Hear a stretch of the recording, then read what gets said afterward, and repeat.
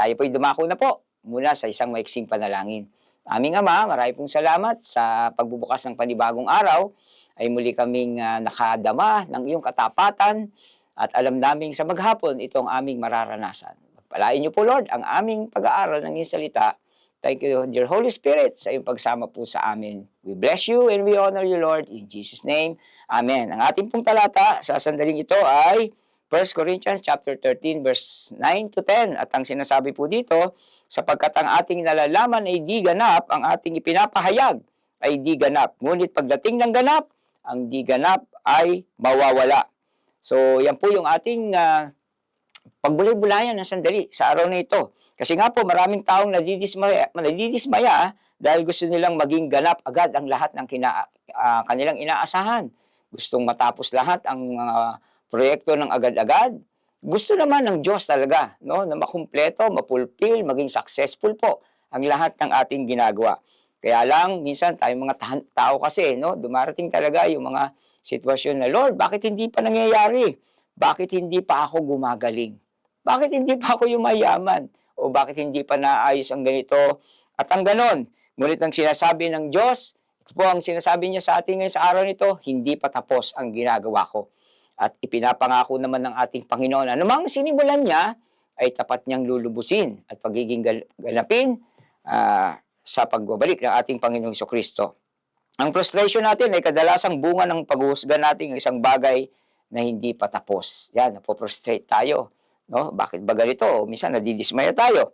Hindi mo maaaring tawaging failure ang isang gusaling hindi pa tapos. Kung nga, nakatakda para tapusin ng 2 taon at 1 taon pa lang, talagang kailangang matapos yung panahon at ang Diyos naman na nagsabing hawak niya ang lahat ng panahon. At sa kanyang tamang kagustuhan at panahon, sinasabi po ng salita sa Ecclesiastes chapter 3 verse 11, everything will become beautiful in His time. Hindi mo maaring tawaging failure yan. So, hindi mo maaring tawaging pangit ang isang sculpture no, habang ito hinahawakan pa ng isang o pinupukpok pa ng isang sculptor. Marahil hindi pa tapos, kaya hindi pa nakikita na babanag ng maayos ang mga ginagawa niya. Ganon din po sa ating buhay.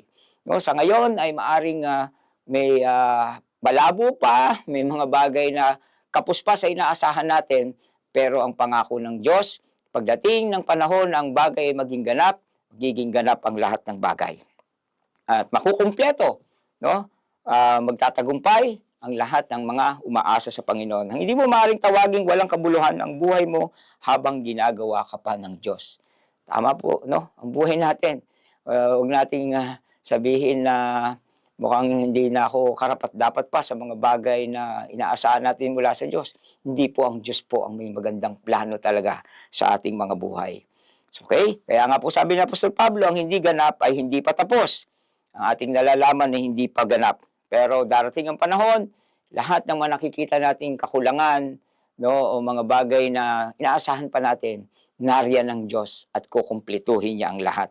Okay? So ang Diyos ay hindi nagmamadali, pero hindi rin siya nahuhuli. Yan po ang magandang mga pangako niya sa atin. Kaya wala tayong dapat ipag-alala.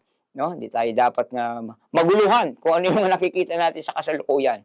Dahil ang Diyos ay totoong tapat sa lahat ng kanyang mga pangako. Okay? So ang Diyos ay gumagawa kahit hindi mo nakikita. Yan po ang panghawakan natin.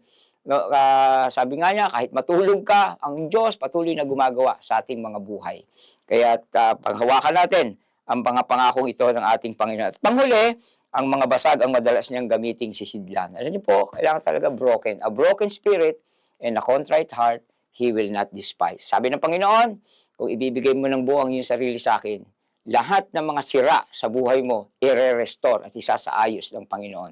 Kaya mula po dyan sa mga maiksing mga salita mula sa Biblia, tayo po ay humingi ng tulong sa Diyos, tayo po ay manalangin. Panginoon, salamat po sa araw ito, sa maiksing aral, na aming pong nasaksihan mula po sa talata ng unang Korinto na ibinigay po ni Apostol Pablo, naway maging buhay ito sa aming mga puso.